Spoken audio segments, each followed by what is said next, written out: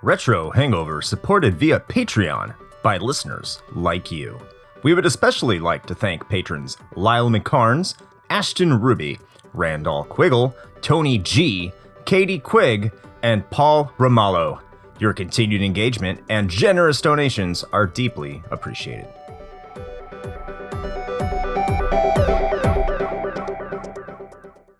Open your ears and crack some beers. You are listening to episode 86 of Retro Hangover.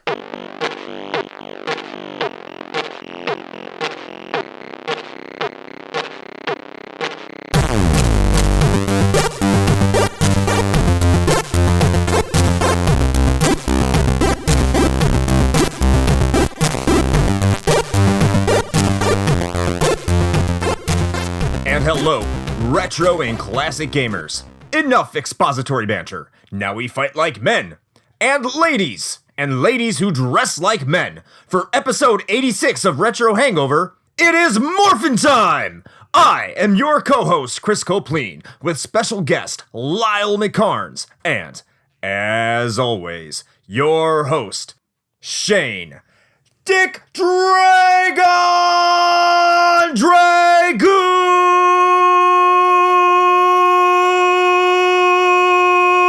Koski!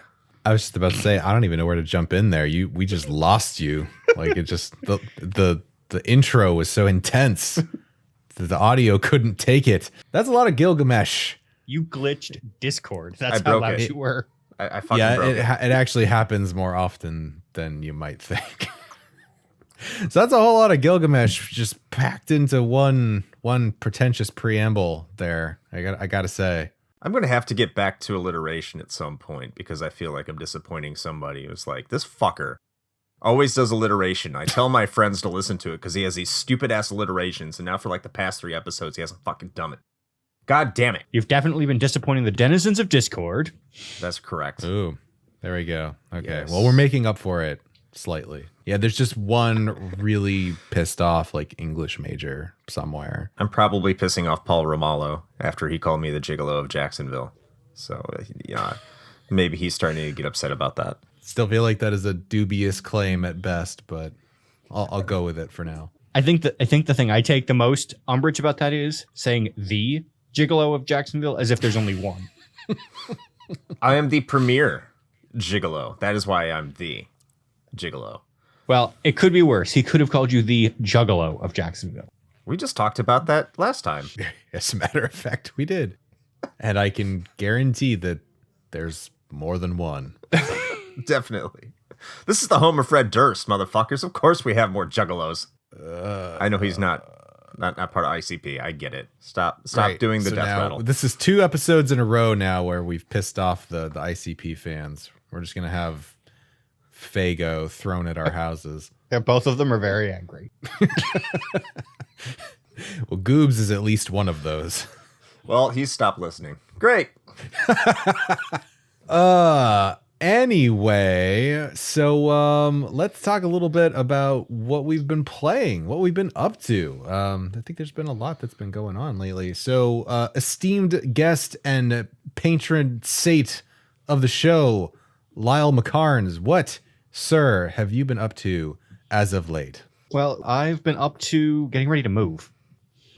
Which is mentally, physically, emotionally, socially, I'm sure a couple of leaves, also leaves, exhausting. Yeah, especially considering, if I recall, I think you've been in the place that you're in right now for quite a while. Yeah, I'm pretty sure you helped me move in here. That's how long I've been here. Oh, Jesus. Yes, I believe I did. Damn. It'll just shy of 10 years. Mm-hmm. So, yeah, you build up a lot of shit living somewhere for 10 years. True. But what have I been playing? I have been playing Final Fantasy VII as part of my playthrough all of the Final Fantasy games project. Fantastic. How's that going? I finished Disc 1. I'm into Disc 2. Wow. I feel like the big moment at the end of Disc 1 would have been a lot more meaningful if I hadn't, been on the internet for the last 10 years. Yeah, I could see that. It felt like a big moment, and then I already knew it was happening, so it wasn't. It's like, why aren't you equipping this one specific character with a bunch of gear? That's odd. That reminds me of what Brianna named her, like Dead Girl or something like that. Gonna die? Yeah. Gonna die, yeah. It's mentally preparing herself for it. Yes. Just don't give her anything. No materia, no weapons for you. Just sit in the corner and cry. That's right. Just get stabbed. So that's what I've been up to. Good deal. How about you, Shane? What have you been up to?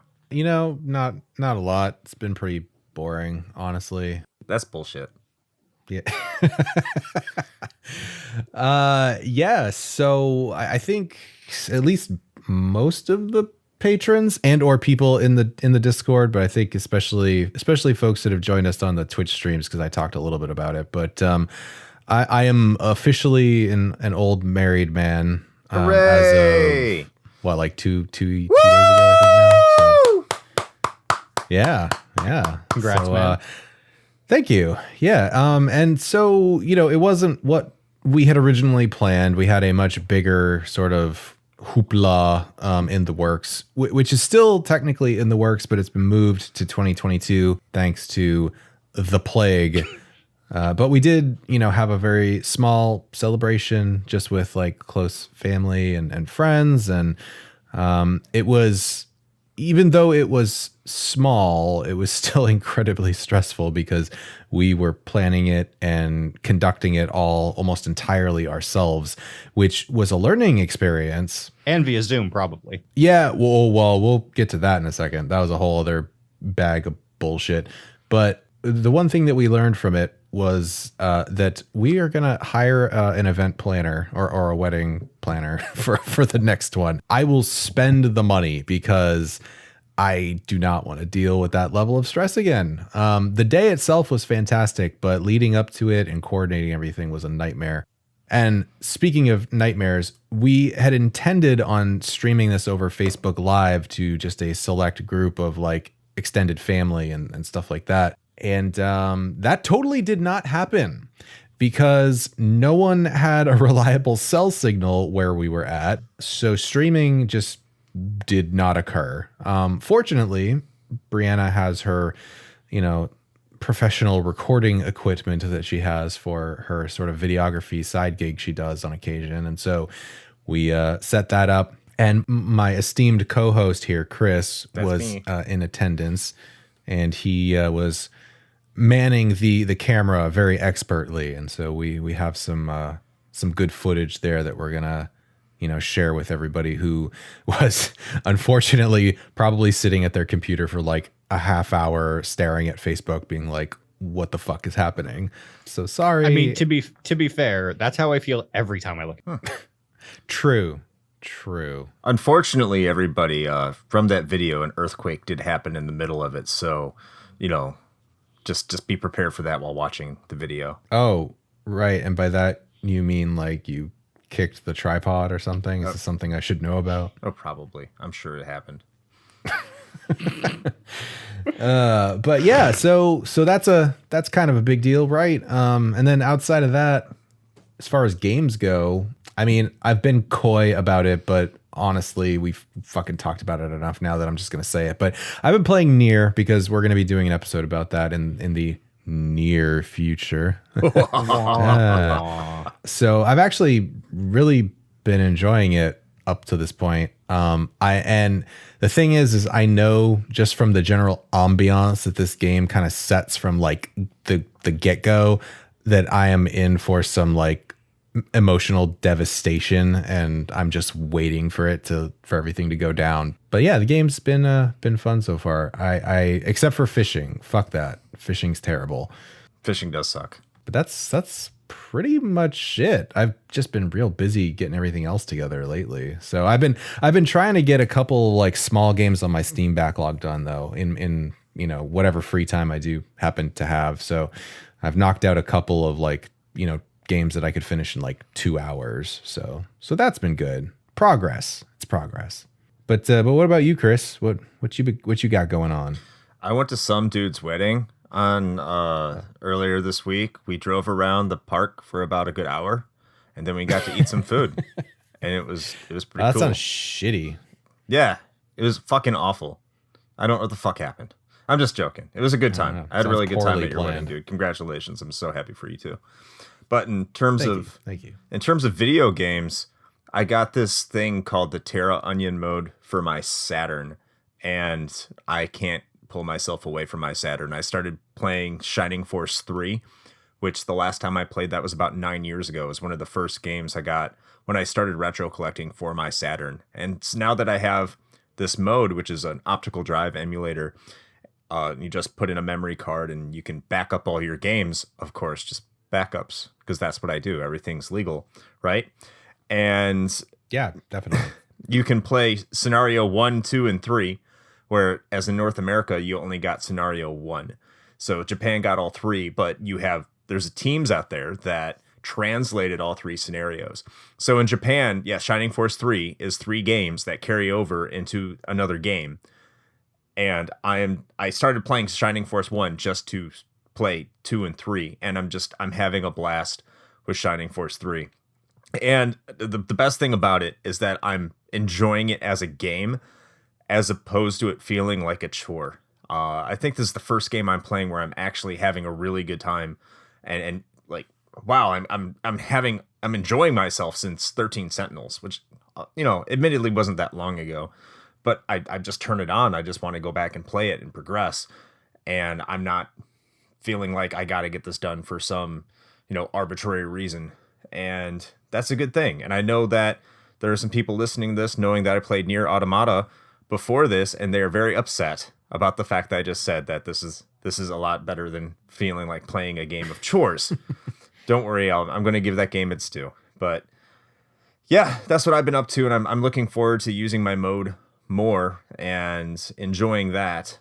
Eventually I'm going to have to get over to my Xbox Series X because Game Pass is on fire and there's just so many good titles on that. But when you have all these Saturn games that have been inaccessible to you for forever and they're finally right there and available for you to play, it's hard to pull myself away from those things I've been wanting forever, which actually segues perfectly into this week's topic, which is Final Fantasy V, because that is a game that many gamers wanted forever and could not get. True. So in any case, hey, look, this week's game is Final Fantasy V. I'm going to get hyped. We've been too subdued, okay? We usually have a lot of energy rolling into this. We're recording this in real life at like nighttime. It's later than most things we're used to recording. So I can understand everyone's a little tired, got to get the juices flowing, got to do some kegels or whatever the fuck we do. I don't think we do kegels, but let's flex your buttholes. Let's get this shit going. And Shane is going to be giving us a brief history of Final Fantasy V.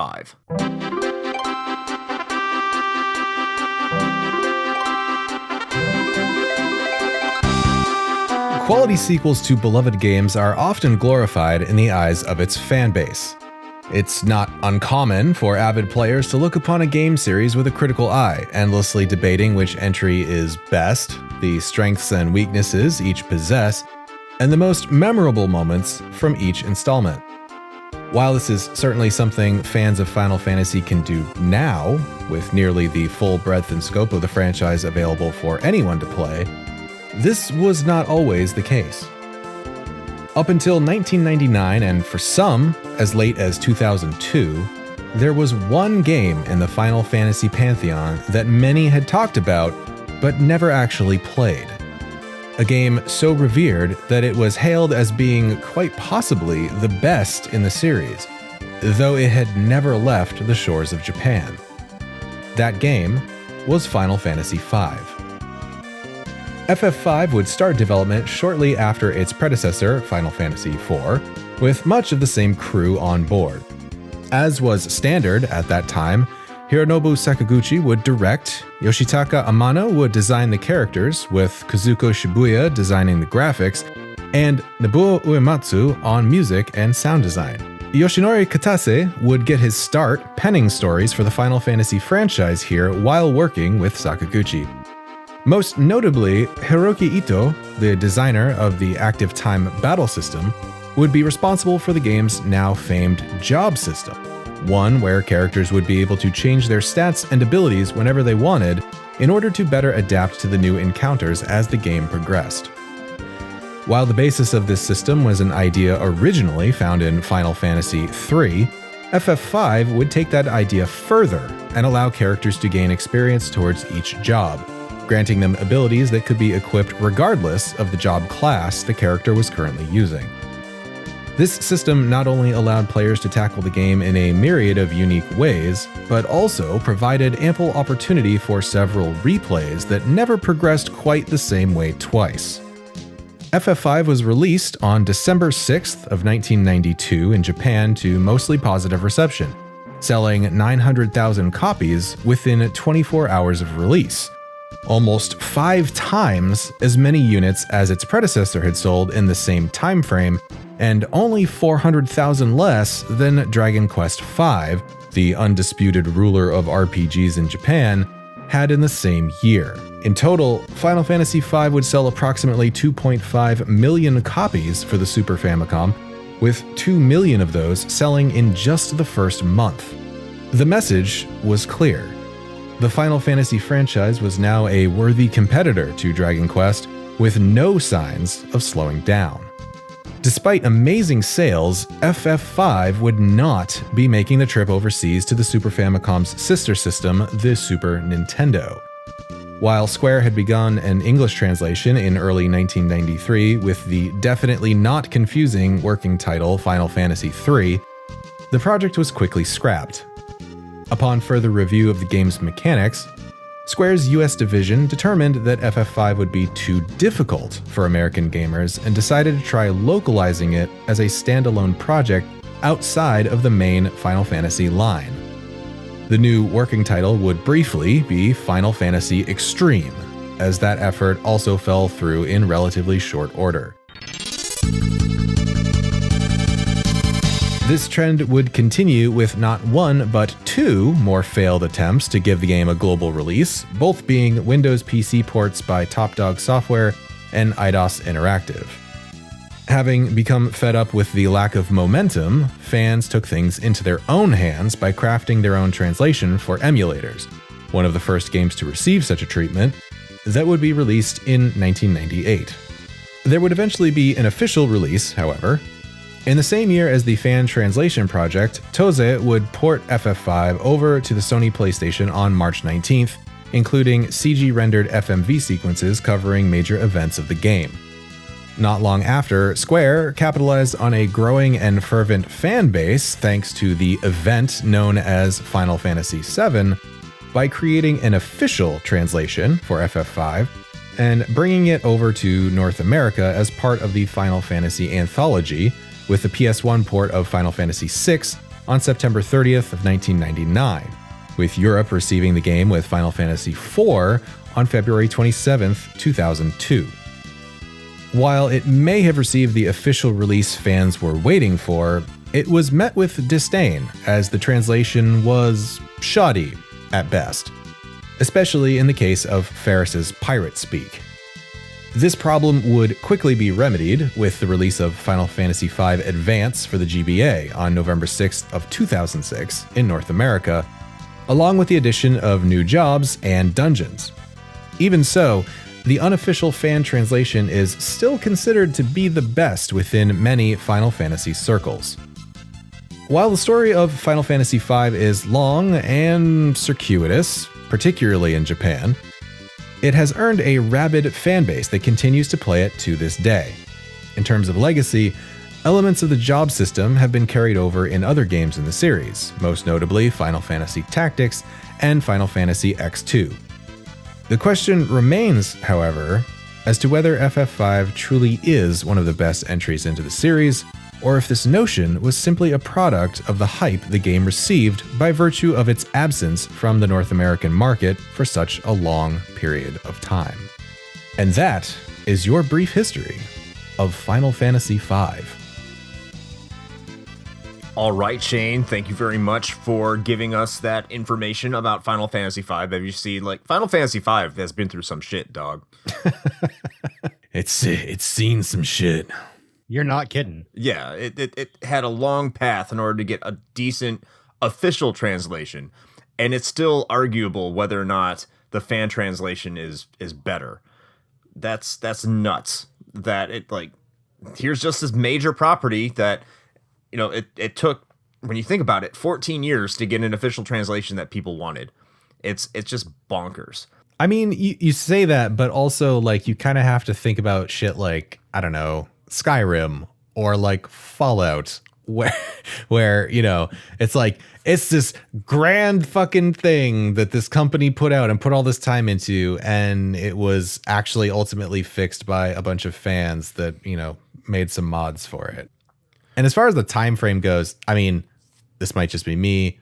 I feel like maybe they were just kind of dragging ass a little bit to get it out, but I think so too. But the difference, like with Skyrim and the other games that you mentioned, is those companies, I think, actually kind of recognize those efforts or let it happen in an official capacity on Steam with mods or whatnot. Square looked at the... Yeah, sure. They monetize it with the workshop, Yeah. like assholes. I thought they stopped that. But in any case, in Square's case, like, the fans made a translation and Square's like, nah, fuck you. We're going to do our own bullshit. And then, yeah, it sucked. Then did it not as well. Exactly. When they just could have paid them probably a pittance or just gave them credit for this fan translation, and that would have sufficed. That's true. I feel like they probably would have been perfectly satisfied with just like having their name in the credits or something. Oh, especially like this group of the group of translators, I'm sure, because I'm pretty sure almost none of them made a dime off of it. It was definitely a labor of love. Oh yeah. But let's talk about our experiences with this game. So the reason we're doing this game is because of something Lyle got us into, and according to his notes, got him into the game too. So Lyle, how about you talk about your first experience in Final Fantasy V and how you ended up getting into this kind of culture you're somewhat part of? All right, so back in 2016, I believe, checking back through the history, a very good friend of mine mentioned this game to me and mentioned the 4-Job Fiesta, and he's like, it's a good game, but do not play it for the first time as a 4-Job Fiesta. Advice that I have echoed. Wow, really? Advice that I have echoed repeatedly.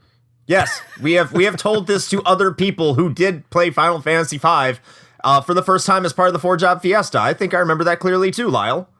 Crazy. Yeah. I don't recall any of this. So I actually didn't finish it that first time, but I played through it enough to understand what the game was doing and understand what the 4-Job Fiesta was going to do, which I know I've talked about it before on various streams, and I know Chris and Shane have talked about it before, so I'm going to give just a really brief recap. The 4-Job Fiesta, you go sign up on Twitter, and it rolls random jobs for you at each one of the 4 crystals in World 1.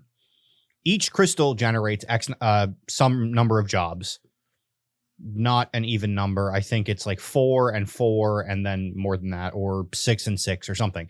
Each crystal generates a bunch of jobs. You are told 1 job from each crystal in the normal run. You can use those jobs and only those jobs the rest of the game. Now, that sounds like it might be hard, and some of them, in fact, are. But it has been fairly well documented that you can one class complete this game on every class in the game. It just requires some bullshit. So, played it once, got an idea what it was doing, and every year since then, I have completed a run for the 4-Job Fiesta, or at least started one. I had 1 year or 2 that I didn't complete it. It tends to be for me, I get super excited, like register the first minute the registration's open and I'm awake. I burn through the first world, and then I kind of peter out a while, and then I got to push through and finish the game. And I don't know why. That tends to be the cycle I go through with this game, because I've played it so many times now. I think I've played almost all the versions of it you can play, and I'm pretty sure I own almost all the versions of it you can own. I've played the SNES fan translation. I've played the GBA version. I actually bought the GBA cart and a Game Boy to play it on, and I bought that one with the box. And I'm not a physical game collector. I know that's Chris's bag. I'm not. I almost exclusively buy digital games because I don't want more stuff. I wanted this in my possession. Word. Mm-hmm. I've played the emulator version. I've played the mobile version. I own the Steam version, which is basically the same thing as the mobile version. I think the only one I haven't played, but I'm pretty sure I own digitally, is the Anthology Collection. Pretty sure I bought that on my Vita, but did not actually play it. I've spent some money on this game. It sounds like, yeah, you've dove headfirst into Final Fantasy V fandom. And really, in the circle of friends that I have that play the Fiesta every year, I still turn to them for answers like, okay, here's the bullshit that I'm stuck with. What do I do? I just really enjoy it. Which can happen.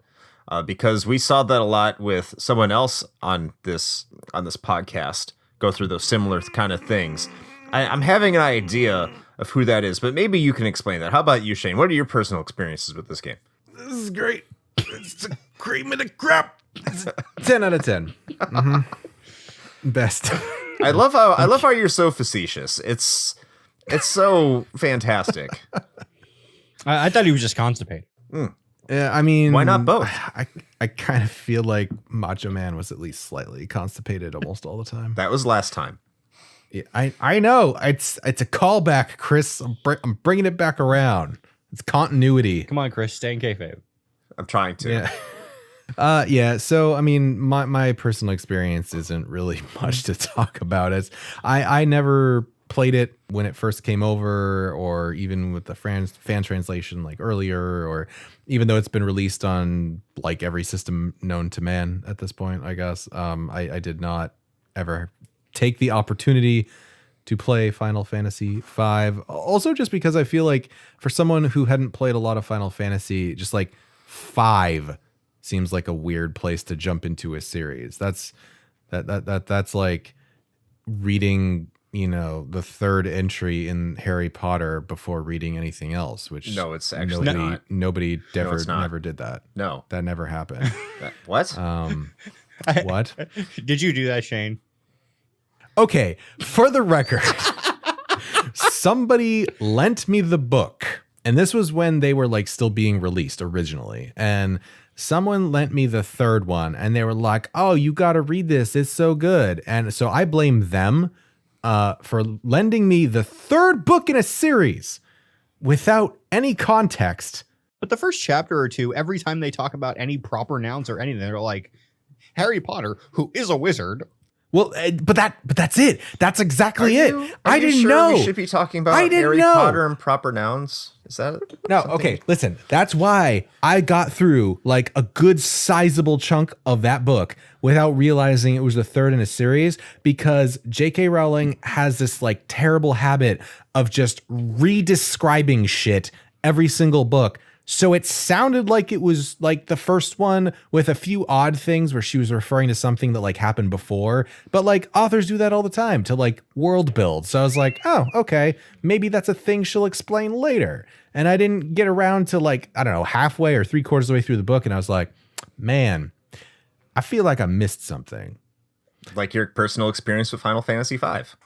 Yep. Yeah, because I played this for the 4-job Fiesta as my first playthrough of FF5, and I'm pretty sure that has ruined this game for me forever. Which I want to say again, I'm pretty sure I specifically told you not to do. And while I feel also simultaneously coercing me into playing it. No. What I wanted you to do was play through it once before the Fiesta and then play it for the Fiesta.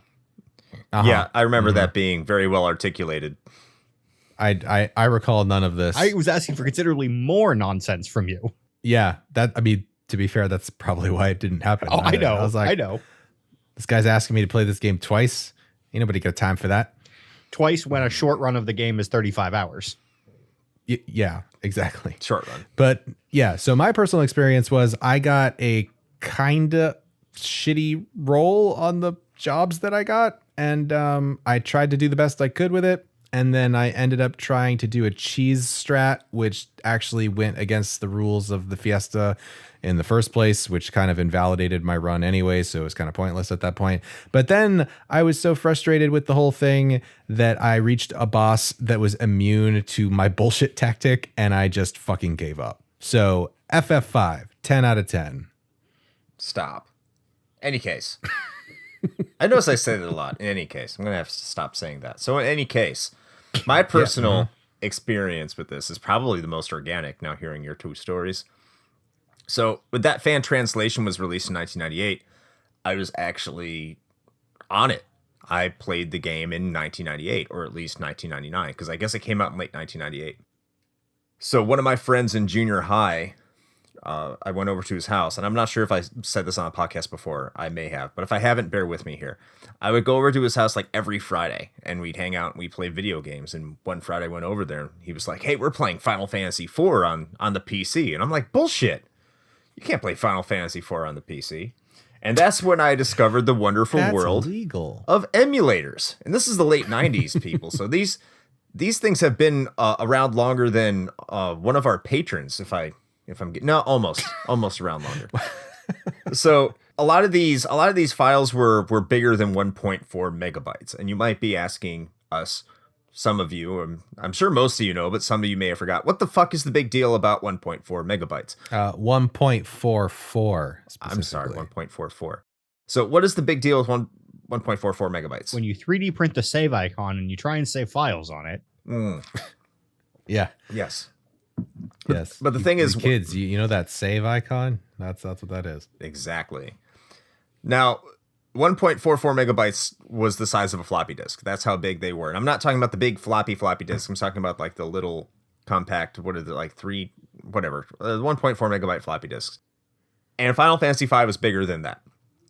And we couldn't figure out how to get the zip file to separate the zip file onto multiple floppy disks. And I didn't know the site they were getting these ROMs from. I don't know why I just didn't ask. I don't recall. This is fucking 23 years ago, for Christ's sake. But yeah, we were having problems on getting all these files onto floppy disks, and then there was other games you were trying to get on, like Final Fantasy VI, and I think that was on multiple floppies, but it wouldn't copy over to my computer correctly. So I ended up taking my parents' zip drive and plugging it into their computer and just dumping a bunch of ROMs onto the zip drive, which was a massive 100 megabytes. I was just gonna say, like, we're talking about like how like, oh, you kids don't remember the floppy disks, and then you bust out a motherfucking zip drive. So if you don't know what a fucking zip drive was, they're bigger floppy disks that were, of course, had larger memory on it. So there was 100 megabytes that you could store information on. So they're like 100 times bigger than your stupid fucking floppy disks. You could store so many JPEGs. Exactly. So you take all these ROMs, all these Super Nintendo ROMs, so you could get like 50 games and put them on the zip drive, 50 RPGs, and then put them on the computer. And that's how I played Final Fantasy V. I played it on my Gateway 2000. I played the official fan translation, I guess not official, unofficial fan translation. That's how I played it. And I never really made it too far. I think I made it after the third or fourth crystal, just because I've always had this disconnect about playing with emulators. But as I went on and played more games, I eventually never still beat it, even though I still got like the PlayStation version. But then I did eventually sit down and beat the game once I got the Game Boy Advance version when it came out in 2006. I bought that on day one. I still have the box. I didn't have to buy it used with the box, fortunately. I got it brand new. And that's when I beat the game initially. So when Lyle said, hey, there's this 4-job Fiesta, I was all about it because every single time I played this damn game, I love it more and more. And I know that it was going to drive Shane crazy. Or at least I think he would love it because he keeps talking about how he loves Final Fantasy Tactics, and I keep on getting the wrong Final Fantasy Tactics. So that there's also that. But that's my personal experience. Uh-huh. I've been there since day one North America, baby. Day one-ish. I've been there. Wow, I got the weeb flex going on here. Okay. Goddamn right. I mean, are you surprised? I am not. I even imported Final Fantasy V on the PlayStation when it came out in the Final Fantasy Collection, and like they had this blue like water kind of cover, and it had Final Fantasy 4, 5, and 6 all in it. And I also, when I went to Japan in either 99 or 2001, I ended up getting Final Fantasy V complete in box for my Super Nintendo. And I had to remove pegs in my Super Nintendo. I took some pliers and removed these little tabs that are inside there. That's their region lock, essentially, for the Super Nintendo. So I could play Final Fantasy V, even though I couldn't read a goddamn thing other than the katakana, and play it that way. So there's my weeb flex, everybody. Wow. And I'm over here laughing hysterically that region lock is a pair of physical pegs. Mm-hmm. That's all it is in the Super Nintendo. It's the same thing with the N64. All you got it. I know this is kind of going on a tangent here, but Shane did it, so fuck it. And for the N64, all you got to do is, if you take a Japanese game, all you got to do is you have to unscrew the N64 cartridge and take the back of that cartridge and put it on your Japanese game, and you can put it in your N64 and play it. You're a weeb, Harry. I'm not going to go into how to bypass region locking. We can do that on some other episode. I know I've already gone on too much to it, but there's so many systems that you can do it for. I'm done with that. So we will move on. See, I have a lot of stories about this kind of thing and how to play import games like Final Fantasy V and playing them import. I had a lot of good times with all these stories. However, Final Fantasy V also has a story, and it's better than the ones I've been telling. It's also a very weak story, but that goes to my storytelling. So moving on to that, Shane, can you tell us what you thought of the story in this game? Sure. I mean, so as far as the plot is concerned, there wasn't really much that stood out to me. Frankly, I was a fan of the inclusion of pirates. I think Ferris and the whole pirate thing was neat. I think some of the characters, and I think that's actually what drives it most for me is the characters, really. Because I mean, let's be real. I think, and I could be wrong about this, but I think that we're all mostly in agreement that the overarching plot of the story is like pretty meh at best. Boilerplate. Yeah, it's some real standard fantasy shit. It's some pretty hot nonsense. Yes. Yeah, it's like there's a bunch of MacGuffin crystals that you got to go do a thing with to save the world from the evil, and also there's a void that exists between worlds, and there's a bad man who is also a tree. Evil tree. And He's also a tree. Yeah. So I mean, it's whatever. Like, it's some real standard fantasy schlock. Whatever, it's fine. My standout for me, outside of some of the characters being pretty likable and relatable, is honestly the writing. I actually think the dialogue in this game is fantastic. Hold on, which version? I believe I was playing the GBA version. Okay, you have to specify that because the Final Fantasy V PlayStation version is hot trash, and the dialogue there is not good, even ironically. Okay, fair. That's fair enough. But no, I was playing the GBA version. And so some examples I wanted to point out. There's actually quite a few, but some of them that I came to mind was, of course, Chris used it in our intro, Gilgamesh's thing about the expository banter and fighting like men and ladies who dress like men. That's a great one. Gilgamesh is actually a source of really fantastic one-liners. Anyway, Gilgamesh really, really, truly is one of the gems of this game. Yeah, for sure. And then I liked Guido and his thing about like sitting around for 7 centuries munching on pizza, which was a neat TMNT sort of reference. I also felt very called out by that because I totally would sit around for 7 centuries munching on pizza. I mean, it doesn't sound like a bad time, honestly. I mean, especially compared to the bullshit you end up putting up with, right? Yeah, it's totally radical, dude. And then Ferris always has some good ones. Like, actually, the exclamations were very similar to shit that you would hear from like Anchorman. Just like, by the briny beard of Neptune, you killed a man. I think I think the dialogue was actually the standout thing for me.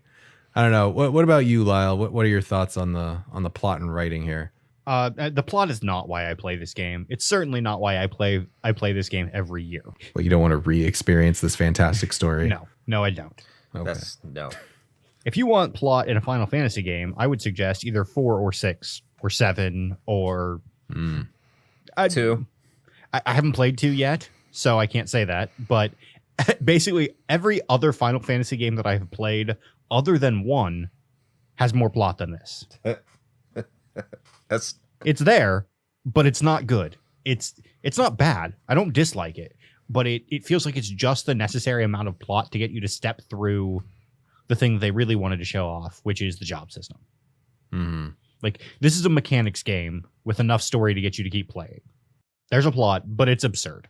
Okay, so I'm going to take some small issues with that, and that's because is the plot good for a Final Fantasy game? Not really. It's definitely one of the weaker plots in a Final Fantasy game.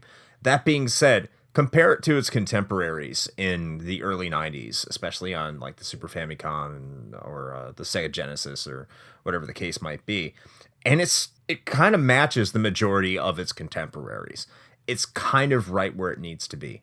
It has decent character development. Each of the characters has their own arc, their own development, even if they are cheeseball to the extreme. Like the fact that Ferris and Lena are sisters, and they're just so happen to be sisters, and they all happen to be related to the magical, mythical warriors of yore. And yeah, it's all kind of just general bullshit that you can see coming a mile away and doesn't shock anybody. That being said, yes, the characters are endearing, and I'll give the game that. You care about these characters. And that makes, of course, spoilers here, and as we said before in the past, you're going to get spoilers on this. When Galoof dies, that's a big moment. Everyone always points to, oh my god, I can't believe Aerith died. Like, no one ever, like, an RPG has never done that. Which, then you haven't played a fucking RPG, but, of course, knowing the Final Fantasy VII phenomena, that's probably true for a lot of them. But yes, Galoof died, and he died heroically, and Galoof is a badass. And yeah, that's a big moment in the game. And that's something that shouldn't really be forgotten, that they still did take risks. They still did things with exposition and narrative that a lot of other RPGs weren't fully doing yet. It's not to saying no RPGs were doing it, because Phantasy Star did it with Ney and Phantasy Star 2. They did it with Alyss and Phantasy Star 4. And Lufia 2, like, you're playing as the characters that died at the beginning of Lufia 1. So it's not like they had these weak narratives in all these RPGs at the time, but you did have something in Final Fantasy V that was definitely a step up from the NES era of video games. So I wouldn't just completely shit all over it, but yes, it is definitely the weakest plot of the SNES Final Fantasies for sure, but it's also lighthearted and fun, and it's hard to fault a game when it's doing that, especially when its strongest point, the gameplay. Ooh. I want to pause before we go there and point out, in Final Fantasy IV, they fly an airship to the moon, and it's less nonsense than this game. Hey, by the way, you're right. Before we move on to the gameplay, I have to say, until like the very latter third of the game, and actually you could actually divide this up into thirds. I think that's very appropriate. Is Gilgamesh really a bad guy? I don't think Gilgamesh is ever a bad guy. Gilgamesh did nothing wrong. At the end, you can tell he was trying to use the Dark Void to essentially rule over everybody and kill people he didn't like Kefka, in that sense, from Final Fantasy VI. But up until that point, he's like, yeah, I'm just going to combine the plant worlds together and make the world what it originally was. It's like, that's not bad. No, you're crossing characters, I think. What do you mean? Well, I'm sorry, not Gilgamesh. I'm sorry, Exdeath. Yeah, I was going to say, no, Gilgamesh was never a villain. He just wanted a good fight. Yeah, he was just someone he was an honorable fighter. He just wanted a good fight. Exdeath, on the other hand, I can see what you're saying. Yeah. Until the latter third of the game, he's a character you can almost empathize with. And it's like, yeah, why are they trying to stop somebody who's trying to make the world whole again? Like, why did they make the world separate to begin with? This is kind of silly. To create the void between worlds. So they could shove all the bad things in the void. That's right. It's they dug a hole in the world and they're shoving. Just go Patrick on it and just say, take all the bad things from here and put them all over here. Yes, that's exactly what they did. Anyway, we totally fucked up your segue into gameplay. You did have a good segue. Talk about gameplay. You did have a good segue, and I apologize for shitting on it. It did bring up an important point about Gilgamesh, though, which, yeah, he wasn't that bad. But yes, the important part of this game is the gameplay, which is much better than the writing. So, Shane, start us off. Oh, good. You want me to start off? All right. Well, you know what? You'll start on a low note, and then it'll get better from there. How about that? Yeah. That's why I'm starting with you. As with pretty much everything about this game, I fully recognize that I have ruined it for myself by playing with the Fiesta rules for my first time through. Being restricted to only a very small subset of the jobs in this game for my characters made everything painful. Just so painful. I also want to point out that not only were you doing it with the Fiesta job, I don't remember what it was, but I remember you got a shitty draw too. Very shitty. Oh, yeah, I got a total shit draw, and then I actually donated a little more money to re-roll one of them, which is fine. Like I'm all for donating to the good cause, but I re-rolled into something that it wasn't even that great anyway. So basically, I ended up with a shitty combo. You got a samurai. You lie. Was that the re-roll? Yes. I thought I had that already. Yeah, samurai is pay to win. Okay, well, that's quite literally, yes. And Jobs as a service. Yeah. And so that's what I ended up kind of abusing, was the money throwing tactic that samurai have, because I also kind of took advantage of, I wouldn't really say an exploit, I guess, but let's say a tactic to gain a shitload of money. And then that just funded my 1% approach to the rest of the game until I got to a boss fight that was immune to like physical damage and just anything that I could do. So, because I was cheesing it by having all 4 of my characters be samurai and just throw money at my problems. And that worked extremely well. And then you fought Bernie Sanders and throwing money at him. Yeah, pretty much. Yeah. And then the Bernie boss showed up and he was like, "Not in my house." And then I was like, fuck. And I couldn't do anything. And that's about the time where I quit, because I was like, I'm not fucking with this game anymore. Like, I thought I had found a cheese strat that was going to at least get me through the rest of the game so I could just finish it. And even that didn't work. So, but for all of that being said, I can see the depth and the complexity of the job system here, and that's part of the reason that they were initially trying to release it as Final Fantasy Extreme in North America anyway, was because their whole pitch for it was, this is a game for RPG players, because there is so much more depth and complexity to the mechanics of it, that they were really trying to sort of position it in that way for audiences outside of Japan, of like, this is not Babby's first RPG. This is for someone who really wants to get into the weeds. And I can definitely see why that is the case. I would argue that I feel like the job system, while incredibly flexible, is not something that is particularly like user friendly from a first time playthrough. There's a good chance that you're going to end up not knowing how to really make the best use of the system. Yeah. Unless you're doing a lot of trial and error, which frankly, I just don't have the patience for. But without like the aid of some kind of guide or something, which of course, if you were playing this when it first came over, then you're not going to have that. But yeah, without some kind of thing helping you along, it can get rough. Like, you can seriously just totally screw yourself.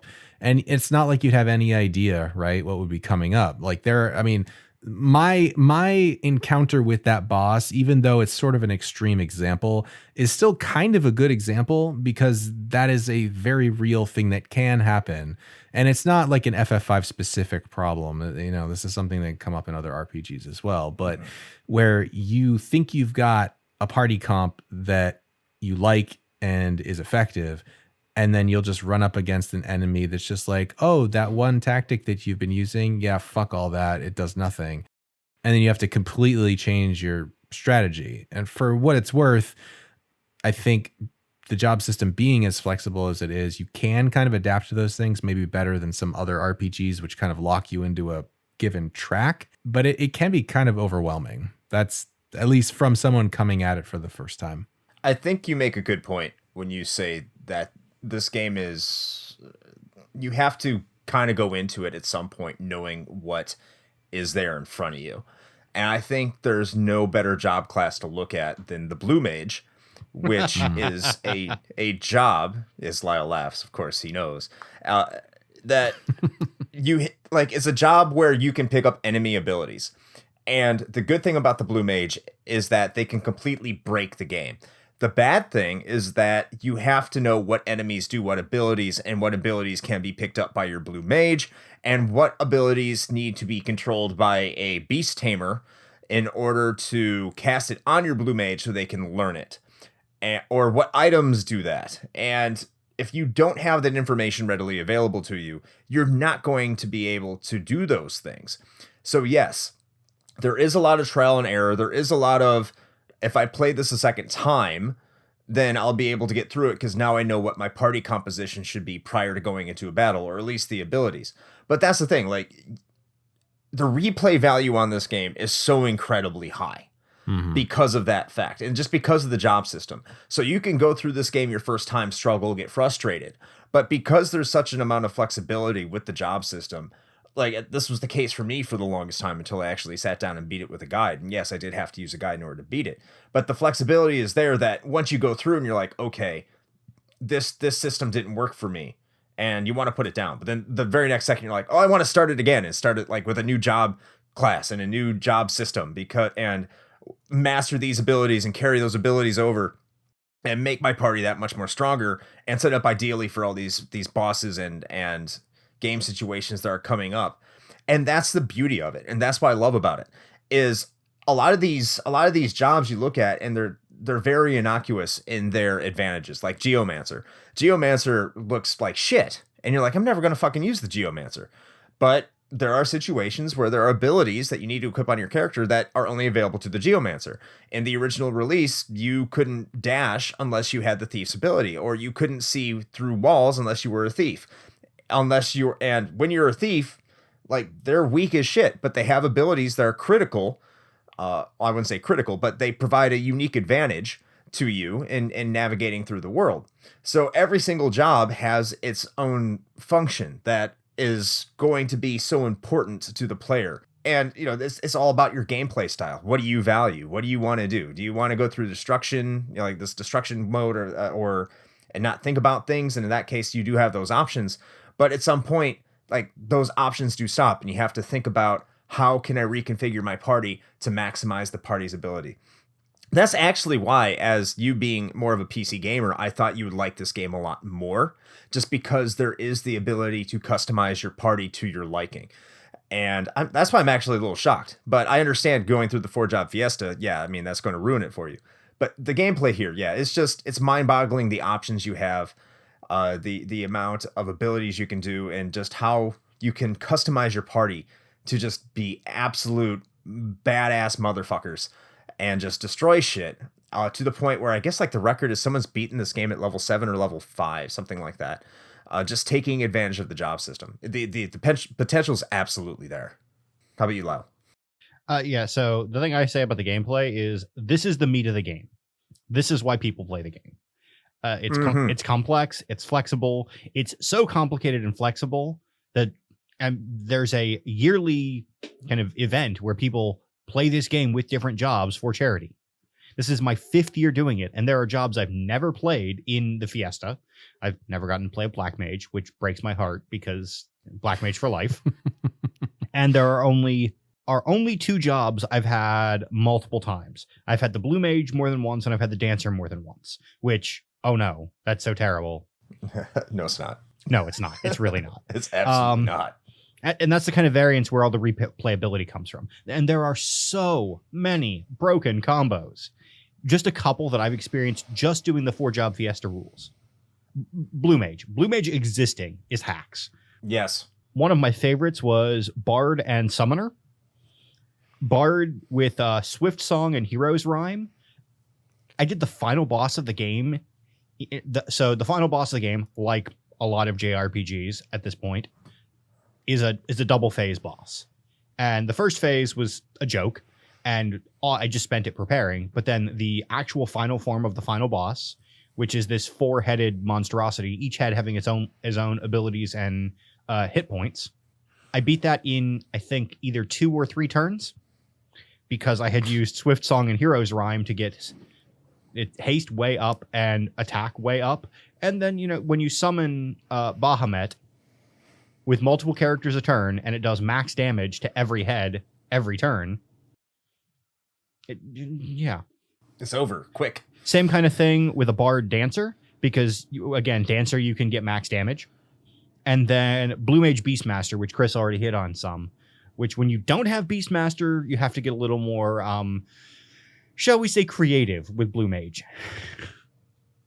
I had to go and find the spell in a can item that has a list of like 20 spells, and you have to just keep cycling through using the item until it gets to the spell that you want.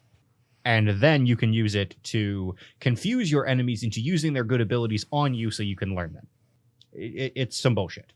But when you're stuck with a party with no healer, it's some bullshit you're willing to do. Yeah, Blue Mage is totally broken. I love it. Blue Mage's hacks in the best way. Yes. Yeah, the gameplay here is definitely the shining star. But shining stars are typically beautiful, but RPGs typically aren't. So what do you guys think about the graphics here? You know, I dare say that you're actually getting pretty good at these segues. I don't know. I honestly don't have a lot to say here. The graphics are kind of what you'd expect. I don't think it was that much different from its predecessor, really. Like you got what you came for. It's some overhead sprites. I mean, there's a couple of things I will note that I was kind of a fan of. I really did like the use of mode 7 in this for like the map sequences. That was cool. Like the sort of pseudo cutscenes that you get and zooming around the world. Like that's neat. And I found that so much more usable than the way that the airship flies in FF. I think it was 6. I had so much trouble with trying to figure out where I was going. I think the airship in 5 is much more functional for navigating. Yeah. I can agree with that. I can see that. Yeah. So yeah, again, it's another good use of mode 7. There were some instances where it was used just for the sake of using it, and maybe not the best way, but this was definitely a good implementation of it. And then the other thing I wanted to note is I just am a huge fan of like giant, incredibly detailed sprites, and this game definitely has that. Like the X-Death sprite is just fucking awesome. Now, have you seen the Neo X-Death sprite? I have, yes.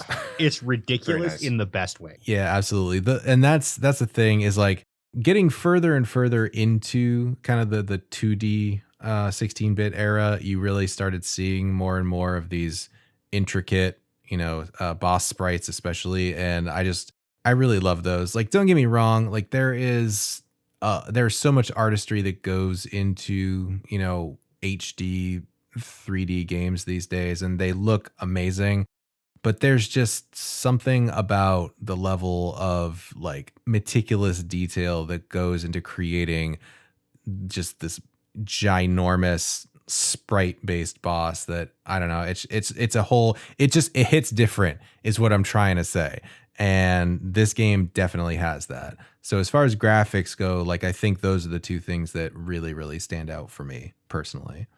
I'll take it next, and I'll just say, looking at Final Fantasy IV and going from 4 to 5, there's not really that much of a difference. There's marginal increases in in visual fidelity. It looks a little bit better than Final Fantasy IV does. They made some of the sprite work look better, some of the backgrounds look a little bit better, but it's not that much different really in terms of how it looks.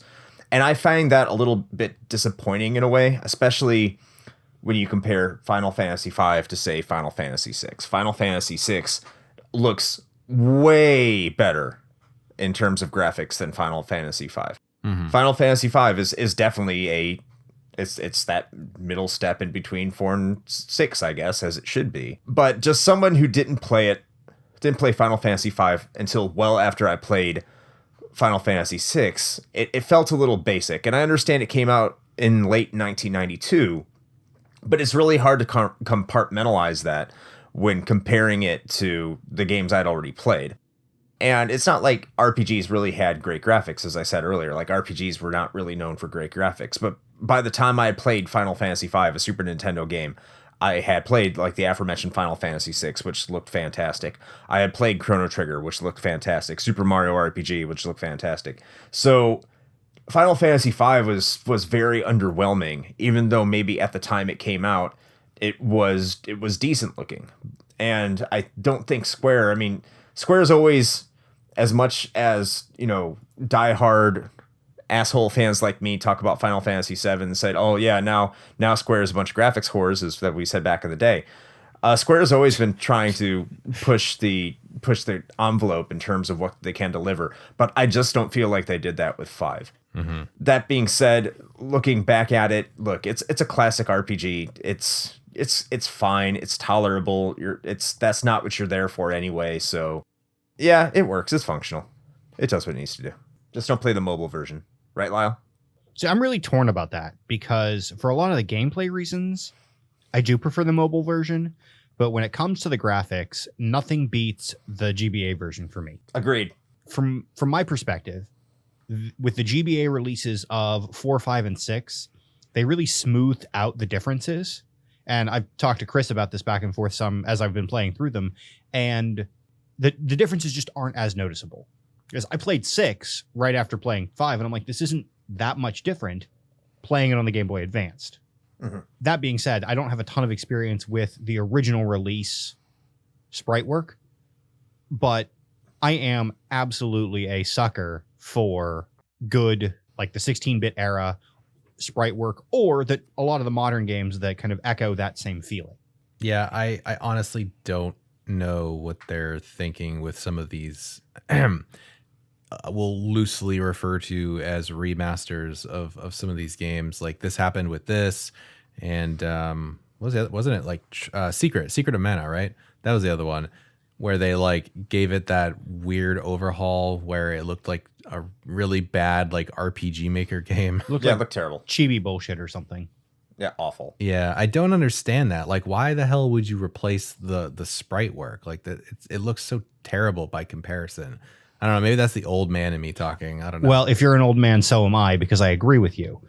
I really like the sprite work look, and while the playability of the mobile releases is, I mean, it's absolutely got the best quality of life stuff going for it.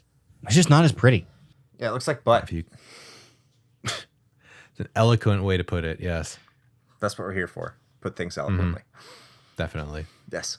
You know that you're right. Eloquent maybe is, I may need to put things more eloquently so people can hear what I'm saying in a much more reasonable manner. Just like music to your ears. So that being said, let me talk about the music. That was a little bit of a stretch, but I'll take it. It was a bit of a reach. I fumbled that one. It was bad, but I'll allow it. I'm trying to get better at these segues because Shane gives me shit about it all the time. Fine, I'm just going to do a hard segue. Everyone, music and sound. I'll go first. Great. Fuck it. We're doing it. Live. Okay. Live. Not really. No, not this time. So I think the music here is good. I'm going to repeat a lot of the kind of things I said about the story here. Is it one of the better Final Fantasy soundtracks? In my opinion, no, it's not one of the better ones. I think it's actually one of the weaker soundtracks. That being said, it's a fucking Final Fantasy soundtrack, and it's Uematsu being Uematsu. So it's still a great soundtrack. It's arguably, at the top of the SNES list. That being said, it's not as good as 4.6, I don't think, in terms of composition or in sound quality. And there's still a lot of good songs here. You have the Decisive Battle, which is the final battle with Gilgamesh, which sounds really good. You have, not Gilgamesh, goddammit, X-Death. I keep saying Gilgamesh instead of X-Death. Fuck me, running. You also have Dear Friends, which is more of a slow song. The slow songs in this game, I think, are very well done and very well performed. And then you do have now I actually am talking about Gilgamesh. You have Battle on the Big Bridge, which is Gilgamesh's epic theme. It's really, really good. And if anyone takes anything away from this game, it's typically that song. And it actually gives me a memory growing up. I bought the soundtrack to this game. I had it on CD, and I would play it. And we had a house sitter who came in while I was listening to it. I was playing Battle on the Big Bridge, and she came in. She's like, "Is that some fucking Hawaii 5-0 shit?" I had no fucking idea what the fuck Hawaii 5-0 was. But it apparently okay, boomer. It sounds like Hawaii 5-0's intro song. Someone check me on this. I don't know. I haven't followed up on it. Maybe it does. But yes, the soundtrack is good. Editor, please put in Hawaii 5-0. Right there. And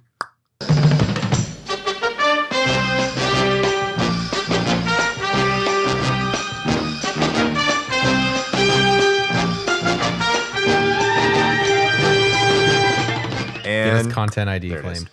Yes. And we're not getting monetized. because we do that. And because everything gets monetized anyway. Wait, you guys are getting monetized? No. However, the battle sounds I don't care much for, especially like the charge up and like the monk charge up and stuff like that. Spells sound like spells. They're inoffensive, but in fact, most Final Fantasy games I don't really care much for the battle sounds, if I'm being honest. But the music, yes, the music is on point. Yeah, I'll go next. We'll let Lyle close it out on this particular topic, but I honestly don't really have a whole lot to add to that. I'm pretty much completely in agreement. I think it is a solid soundtrack. I think the solid sound design. There's really nothing that's incredibly offensive. There's nothing that stands out to me as being like, oh man, I never want to hear that song again. But on the same token, there's not really a whole lot that's like, oh man, I want to hear that song again, other than the ones that Chris kind of already pointed out. So it's not really a knock against it. It isn't, because it's there to do a job, which is to accompany the gameplay, and it does that very well. It's not intrusive. It doesn't feel inappropriate for the things that are going on at the particular moment. So it's very competent. It's very well done. It's just not something that, at least for me, not something that I'd be like jamming out to on a regular basis, like the Shovel Knight soundtrack, for example. I always go back to that one because it's just so fucking good. But yeah, it's good. It's good. Lyle? I wish I had something like really amazing or insightful to say, but mostly just echoing what you guys have said. It's there. It does its job. It's not the best Final Fantasy soundtrack, but it is a Final Fantasy soundtrack. I may have a problem because as I start playing a Final Fantasy game, my first step is to go to iTunes and buy the album. And so I had it on today just in preparation for talking tonight. And just goddamn, Battle for the Big Bridge is just so good.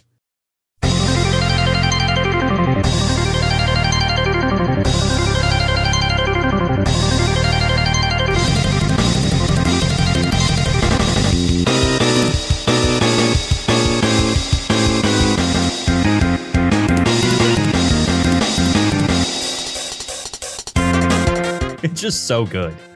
It is such a good song. You know, in an album full of mostly okay tracks, like everything else just kind of plays in the background, and then that song comes on. I'm like, oh yeah, this is my jam. It's go time. Mm-hmm.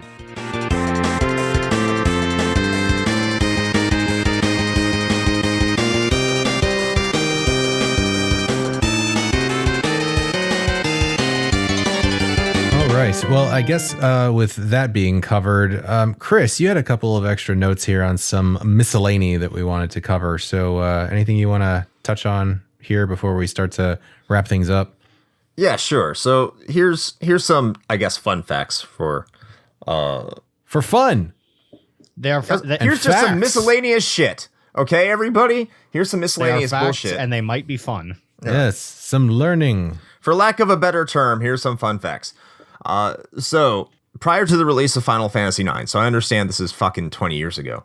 I don't know if anyone's asked him since, but Hironobu Sakaguchi went on record to say that Final Fantasy V is his personal favorite Final Fantasy. So if that's coming from the creator of the series, that's a pretty big fucking deal to say your favorite creation is this game.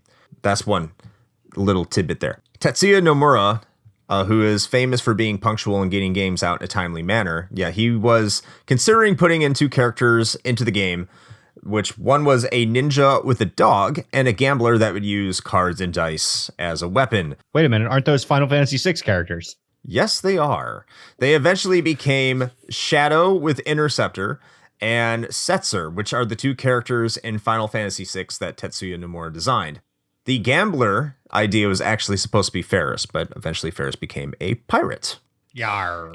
Speaking of Ferris, a lot of people might be confused because Ferris in the plot is the Princess of Tycoon. She's King Tycoon's daughter along with Lena. They're both princesses of the Kingdom of Tycoon. Now, they're trying to understand how she got the name Ferris because her birth name is Sarisa. And people are like, why in the hell is her name Ferris then? That doesn't make any sense. So in Japanese, if you take Sarisa and you add a lisp to it, it sounds like Ferris. So that's how she got the name Ferris. So Gilgamesh is a Mesopotamian legend. It's an epic, the Epic of Gilgamesh. He is supposed to be this warrior dude that teams along with his bro Enkidu, and they go kill gods and shit, and they're immortal, right? Except the Gilgamesh in this game is nothing like the Gilgamesh of Mesopotamian lore. He's actually based off a Japanese folk hero. Saito Musashibo Benkei is said to have carried 7 different weapons at all times, and there are a lot of tales about him fighting on the Gojo Bridge, which is a bridge in Kyoto that revolve around him. So you can kind of see the connection, which is why Battle on the Big Bridge and all the extraneous media you have with Gilgamesh in the Final Fantasy series all involve bridges is because of that Japanese folk hero. And this game is the first Final Fantasy to have a canonical sequel, and that is a 4-episode OVA, or original video anime, called Final Fantasy: The Legend of the Crystals. And if you watch it on YouTube, you can see it is quite terrible. So I can understand why they didn't try to make a canonical sequel to a Final Fantasy game until Final Fantasy X. X2 came out before Advent Children, I'm pretty sure. So there's that. And that's really all I got for miscellaneous bullshit. Cool. Lyle, I see you have a couple of shorthand notes here. Is there anything you wanted to touch on?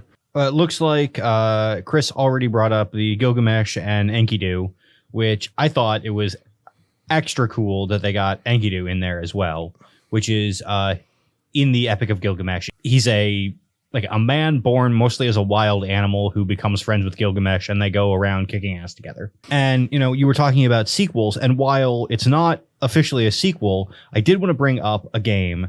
It's another one of the games that I've played that is very, very similar to this. It really feels like a more modern love letter to this game, and that's Bravely Default.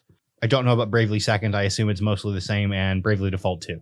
I know Bravely Default was released on the 3DS, and it really does play like a love letter to Final Fantasy V. So much so that in Final Fantasy V, bullshit optimization is possible. You basically is required for Bravely Default. Like, you can't progress if you are not doing some ridiculous nonsense.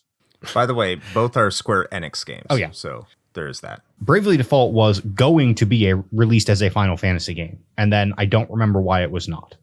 I mean, you've got crystals, Warriors of Light, an airship. I mean, it is Final Fantasy in all but name. It's Final Fantasy.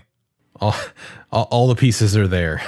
Interesting. All right. So speaking about things that are a little bit closer to modern day, as we are wont to do, we're going to talk about whether or not we feel this game holds up in today's day and age.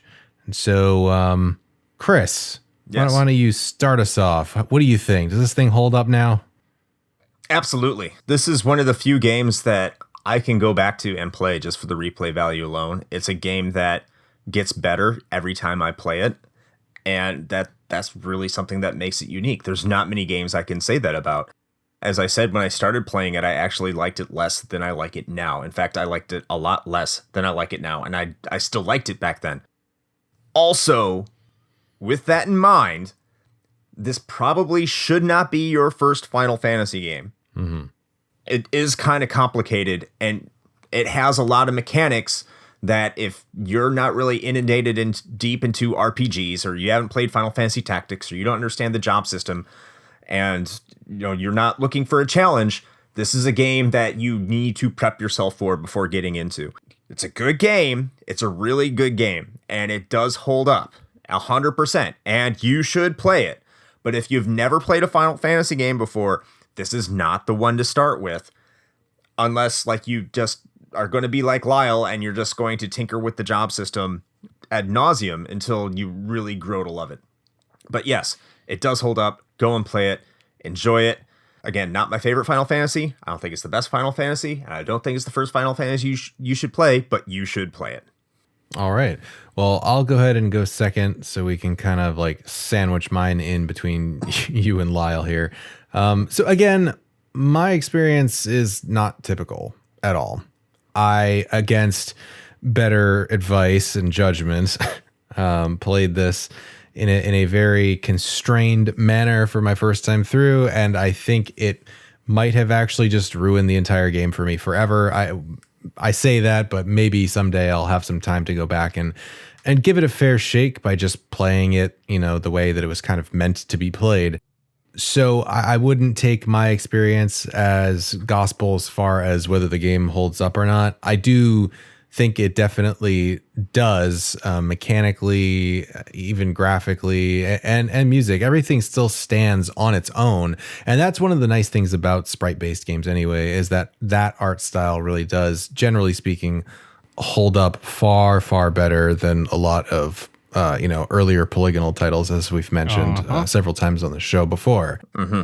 So yeah, I actually think it does, and I'll go ahead and echo Chris's sentiments as well, that I would not tell someone to play this as their first Final Fantasy because of how it was presented, how it was positioned. That's how I mentioned earlier that bringing it, stateside and to the rest of the world outside of Japan, they wanted to, at least initially, make it very clear that this game was kind of intended for more, veteran players in the RPG space because of the depth and complexity of the job system that it was introducing. And so unless you are going into it knowing that that is what you are going to tackle, I would probably suggest playing something else. Me personally, if I was given the choice right now, I'd rather go and replay 4 again than playing 5. Because 4 is the best one.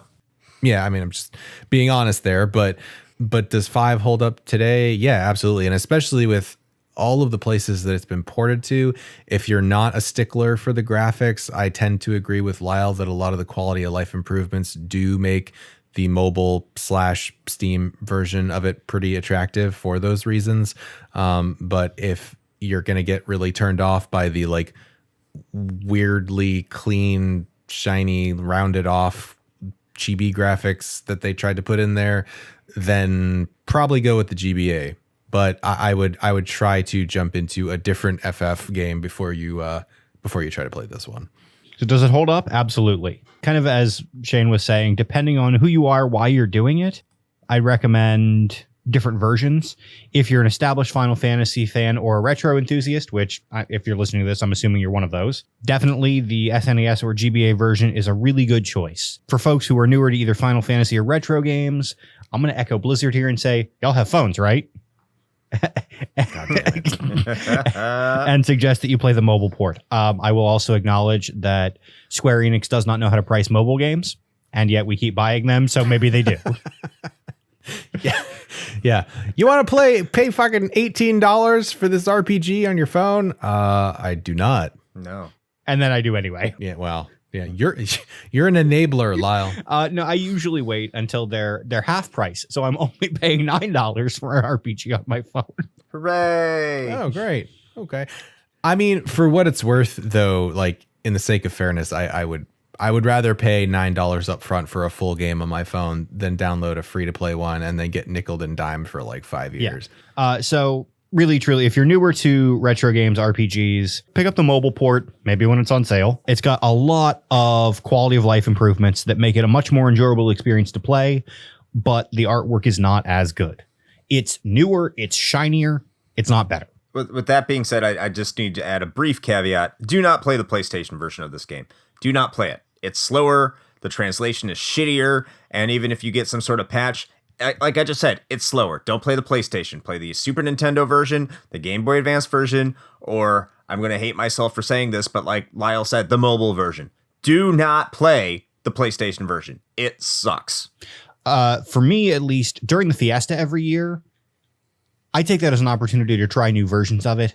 I'm probably just going to keep playing the mobile version because it's got things like auto battle. So when you're just trying to grind up levels, it's really easy to just be like, okay, set my battle, go, and then walk away from it.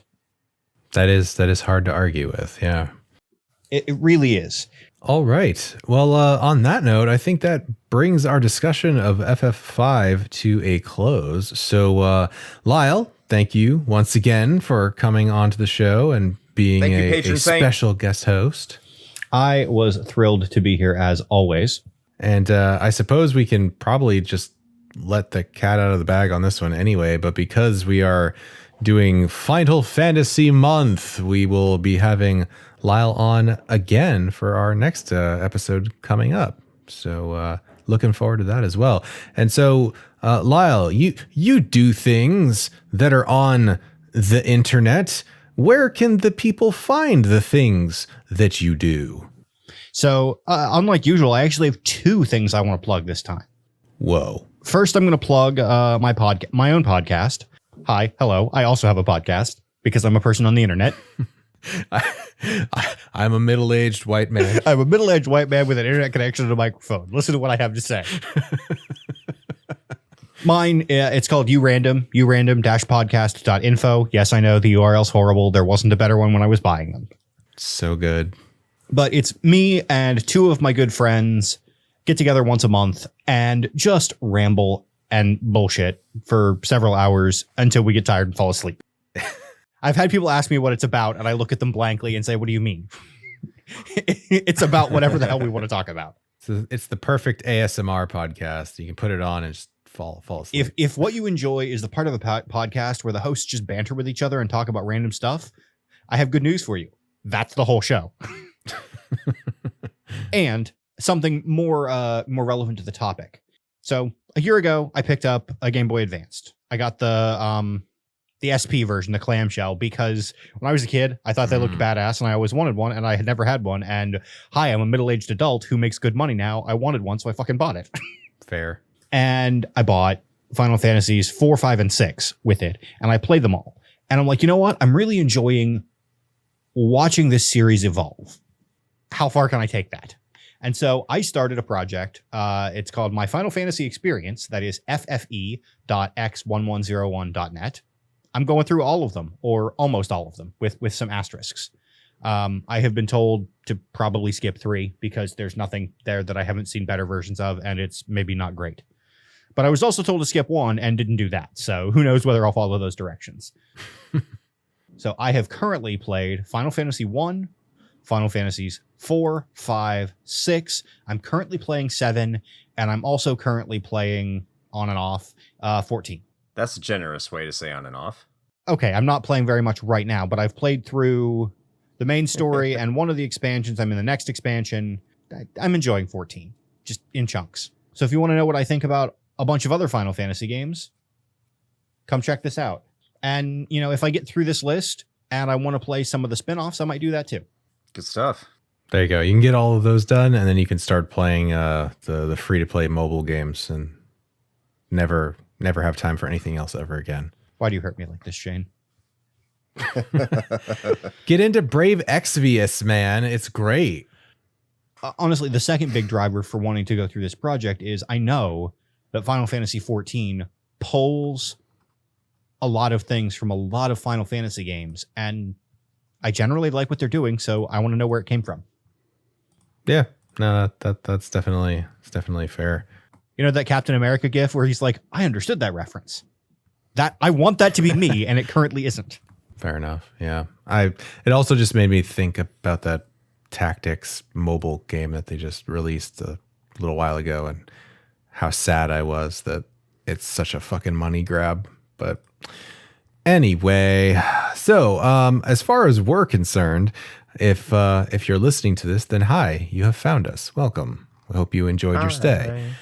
But if you'd like to engage with us in a couple other ways, then you can certainly do that. We make that available to you. First and perhaps foremost, we would like to chat with you and hang out. And we can do that with the public Discord that we have running.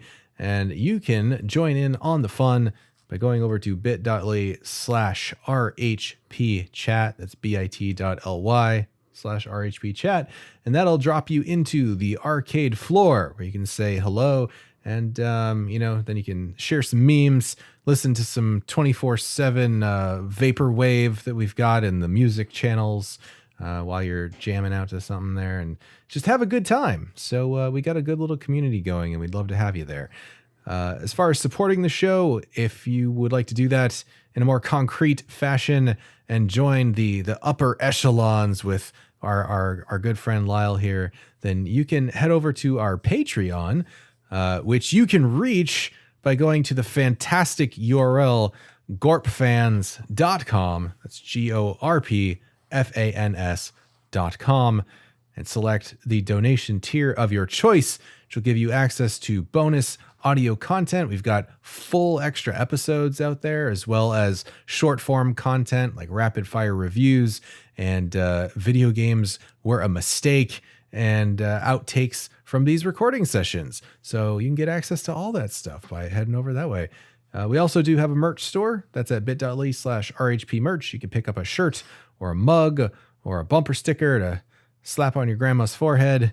I feel like my anecdote for that one just keeps getting more like intense every time. It started as a birthday gift and now you're just slapping her upside the head. So who knows where that one's going to go, but you can pick up some cool swag over there.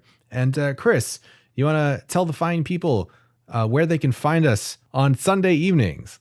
Hey, yeah, if you head over to twitch.tv/retrohangover, first of all, swing by there, go ahead and give us a follow, and you will find that we stream around 9 o'clock p.m. Eastern Time, and we play games that we do terribly at. So swing by there and berate us and tell us how much we suck. Lyle's there almost all the time. We got Riku, we got Llama, we got Orden, we got some other people that show up. If you haven't shown up in a while and listening to this, come on and show up at the stream, and we will have a good time. And yeah, we'll suck at games. I'll scream at it if I'm streaming. Shane will be his usual typical dismissive self as he gets say, this is bullshit, and it's going to be a good time, guys. We're going to have fun. Except for those few moments where I get genuinely incensed by something, and then I just start raging at it. That's happened a few times. Fucking birds. Show up for the rage, everybody. Fucking birds. Twitch.tv/retrohangover. And if you can't make those, swing by our YouTube channel to see those Twitch videos on demand afterwards. We would appreciate that. And smash that subscribe button. That's what the kids say anyway. And yeah, that's all I got. Ring that bell. Ring the bell. So, with all of that being said, until next time, take Barts and play with your joystick and your butts.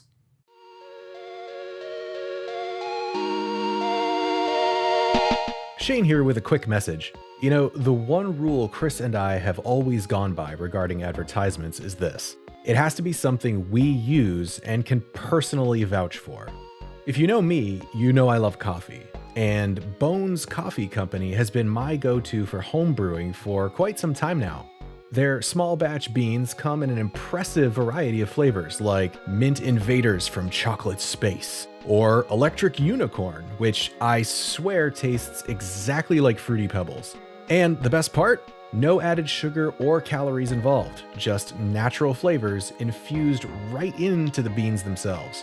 Build your own sample pack of 5 4-ounce bags to find out which flavors speak to you, or jump in head first with full 12-ounce bags. They've even got K-Cups. Step up your homebrew game with Bones Coffee by visiting bit.ly/RHPBones. That's bit.ly/RHPBONES.